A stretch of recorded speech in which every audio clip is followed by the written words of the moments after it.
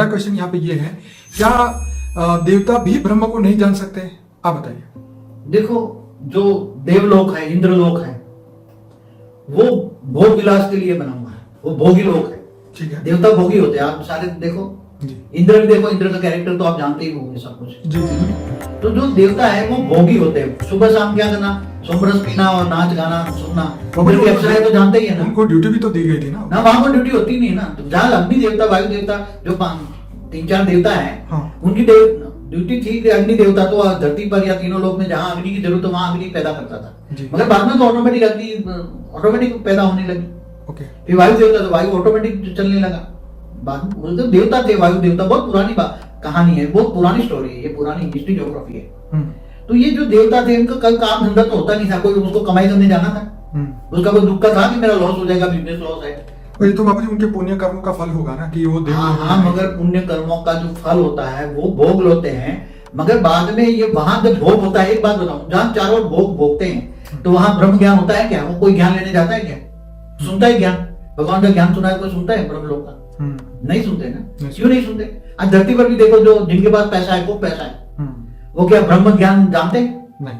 ये तो कोई देवी देवता या इधर मंदिर में गए, दो नमस्कार कर दिया और बस। हाँ, तो मेरा बाबूजी यहाँ पे क्वेश्चन ये वीडियो बनाने का मुख्य कारण ये है कि जो मनुष्य धरती लोक पे देवता बनने की कोशिश कर रहे हैं, या वो उनको अपना लक्ष्य बना के बैठा है कि हम नर से नारायण, नारी से लक्ष्मी वो अलग चीज है। नर से नारायण, नारी से लक्ष्मी बनना वो शास्त्रों में लिखा है जी, मगर वो विष्णु लोक के लिए है, ओके, वो वैकुंठ के लिए, वो देवता लोक के लिए नहीं है। ओके। जो ज्ञानी है, ठीक है, जो नारायण को मानते हैं, विष्णु की पूजा करते हैं, उनको पता है हमें विष्णु लोक में जाना है। ओके। उनको पता है कि इनको ये ज्ञान है कि हमें स्वर्ग लोक में नहीं जाना।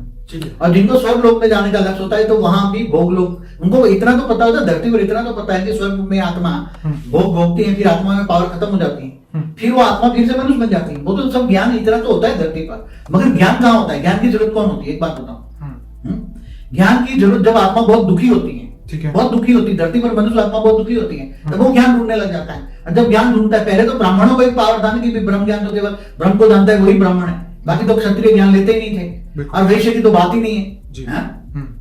और वैश्य तो विष्णु की पूजा करते थे। दो बात है धरती पर, द्वापर से पूरा द्वापर, दो पंथ बन गए, एक शिव पंथी और एक वैष्णव पंथी, और आपस में दोनों के बीच में कभी लड़ाई झगड़े बहुत हुए, आपस में ब्रह्मा विष्णु शंकर भी लड़ते थे, बहुत ही लड़ते थे, और इनकी 3 देवियां भी लड़ती थी ना। ये तो जनरल बात बता दूं ना, सभी आत्माओं को नॉलेज भी होना चाहिए ना कि इस ब्रह्मांड में ब्रह्मा विष्णु शंकर भी आपस में लड़ते थे, इनकी 3 देवियां भी लड़ती थी। तो ये भोग लोग, स्वर्ग